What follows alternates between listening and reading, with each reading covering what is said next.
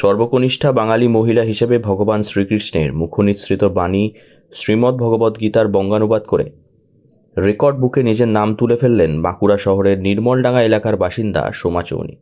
পেশায় শিক্ষিকা সোমার কাছে অতি সম্প্রতি এই জনপ্রিয় রেকর্ড বুক কর্তৃপক্ষের তরফে শংসাপত্র, মেডেল সহ অন্যান্য সামগ্রী এসে পৌঁছেছে। এই পুরস্কারে আমার সত্যি খুবই ভালো লাগছে এবং নতুন কিছু করার বা এগিয়ে যাওয়ার দায়িত্ব বাড়ছে। আপনি এই পুরস্কার কাকে উৎসর্গ করলেন? আমি এই পুরস্কার প্রথমে আমি আমার বড় বাবা শিরডি সাই বাবাকে অর্পণ করতে চাই।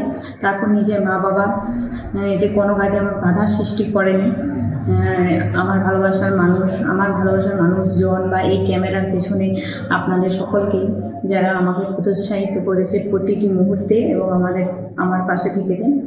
তো আমি নিজেকে ছাড়া আপনাদের সকলকেই উৎসর্গ করতে চাই। একদম সহজ সরল বাংলা ভাষায় ভগবদ্গীতা অনুবাদ করে তাক লাগিয়েছিলেন বাঁকুড়ার কন্যা।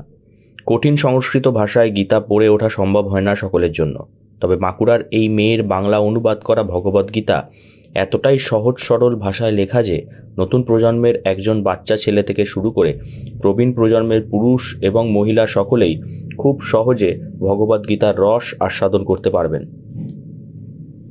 লেখা শুরু করেছিলাম, আর এটাই অনেক 2.5 থেকে 3 বছর দিন রাত পরিশ্রম, তার সাথে সাথে 3টে ডায়েরি শেষ, তার সাথে সাথে টাইপ করা ল্যাপটপে দিন রাত্রি, এসব অনেক কিছুই ঘটেছে।